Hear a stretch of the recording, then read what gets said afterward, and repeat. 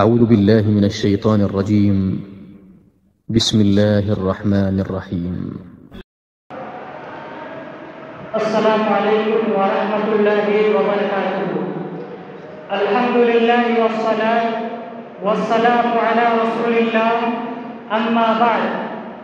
مشرق اساتذہ کرام، حکم صاحبان، تمام ہم سفر علمی ساتھیوں، موضوع خطابت ہے منشیات کا استعمال حرام کیوں، اسباب و علاج.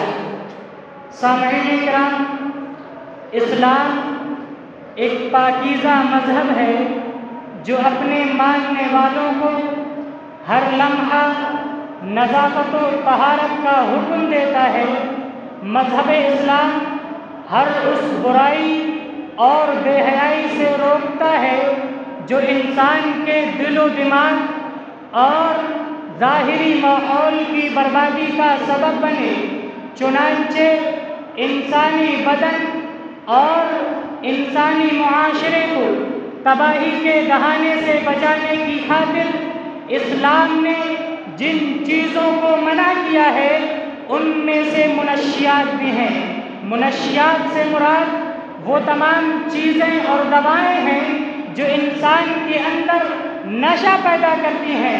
موجودہ دور کے اندر نشہ کرنا ہماری زندگی کا حصہ بن چکا ہے اور معاشرے کے اندر اس کو فیشن سمجھا جانے لگا ہے. لیکن شاید ہم اس بات سے باخبر نہیں کہ نشے ہی کی زہرناکیوں اور ہلاکت خیزیوں نے قوموں کو تباہی کے دہانے پر کھڑا کر رکھا ہے.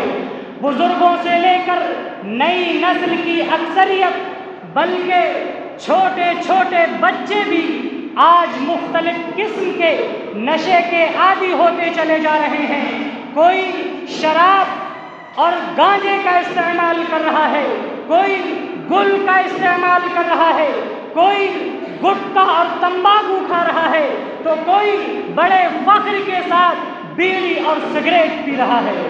یہ سب نشے کی مختلف قسمیں اور صورتیں ہیں، جبکہ رب کا فرمان بالکل واضح انداز میں اس بات کا اعلان کر رہا ہے، یا ایھا الذین آمنوا انما الخمر والمیسر والانصاب والازلام رجس من عمل الشیطان فاجتنبوہ لعلکم تفلحون.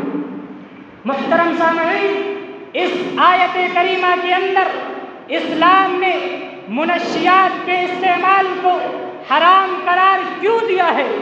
سب سے پہلا سبب یہ ہے کہ منشیات کے استعمال سے انسان کے جسم، انسان کے عقل پر بڑا گہرا اثر پڑتا ہے.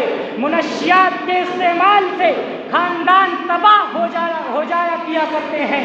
منشیات کے استعمال سے انسان کھوکھلا ہو جاتا ہے. دوسری بات یہ ہے کہ منشیات کے استعمال سے انسان مختلف قسم کی بیماریوں میں مبتلا ہو جاتا ہے اور موت کو گلے لگا لیتا ہے. اس کے علاوہ بے شمار قسم کی سماجی برائیاں جنم لیتی ہیں. گھر کا گھر ہی نہیں، پورا معاشرہ تباہ ہو جاتا ہے. اسی لیے شریعت اسلامیہ نے منشیات پر سخت پابندی عائد کی ہے.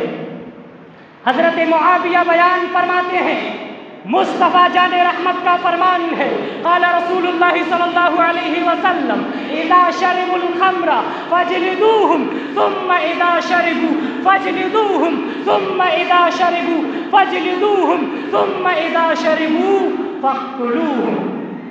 جب لوگ شراب نوشی کریں تو تم انہیں کوڑے مارو. جب لوگ پھر شراب نوشی کرے تو تم انہیں کوڑے مارو. جب لوگ پھر شراب نوشی کریں تو تم انہیں کوڑے مارو. آپ صلی اللہ علیہ وسلم نے 3 مرتبہ یہ الفاظ دہرائے اور چوتھی مرتبہ آپ نے فرمایا جب لوگ پھر شراب نوشی کریں تو تم انہیں قتل کرو. محترم سامعین، شراب نوشی کبیرہ گناہوں میں سے ایک گناہ ہے اور یہ ایک ایسا سنگین جرم ہے کہ جس کے کرنے والے اور 10 لوگوں پر اللہ رب العالمین نے لعنت بھیجی ہے۔ لعن رسول اللہ صلی اللہ علیہ وسلم فی الخمر 10 عاصرها ومعتصرها وشاربها وحاملها والمحمولة إليه وساقيها وبائعها وآكل ثمنها والمشتري لها والمشترات له۔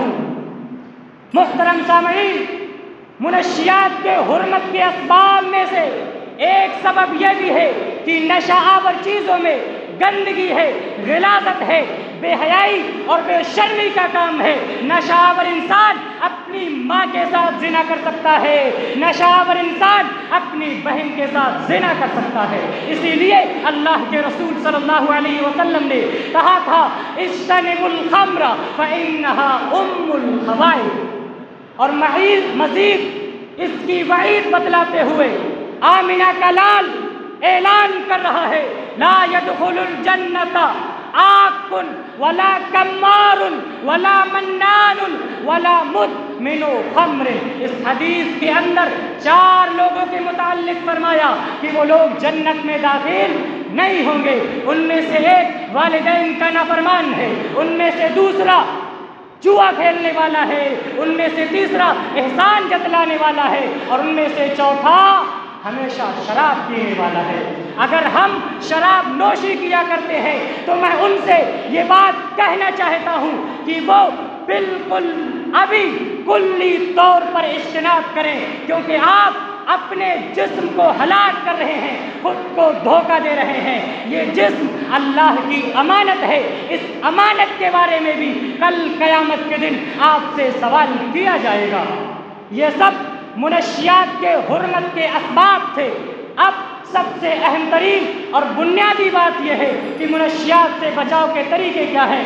سب سے پہلی بات یہ ہے کہ مبلغین حضرات اس میدان میں اپنی ذمہ داریاں محسوس کریں اور قوم کے نوجوانوں کو اس بری لعنت سے بچائیں۔ دوسری بات یہ ہے کہ نیوز چینل پر، اخبارات پر منشیات کی تباہ کاریاں اجاگر کی جائیں اور قوم کو اس مہلک وبا سے بچانے کے لیے اپنا مکمل کردار ادا کیا جائے اور منشیات فروشوں کو دی گئی سزائیں ان کے سامنے پیش کی جائیں۔ خلاصہ کلام یہ ہے کہ شریعت اسلامیہ نے منشیات کے استعمال کے لیے بالکل بھی اجازت نہیں دی ہے، کیونکہ اس میں دنیاوی نقصان ہے اور آخرت میں ذلت و رسوائی ہے۔ اے اللہ تو ہم سب کو نشہ آور چیزوں سے بچائے، آمین۔ تقبل یا رب العالمین۔ السلام علیکم ورحمۃ اللہ وبرکاتہ۔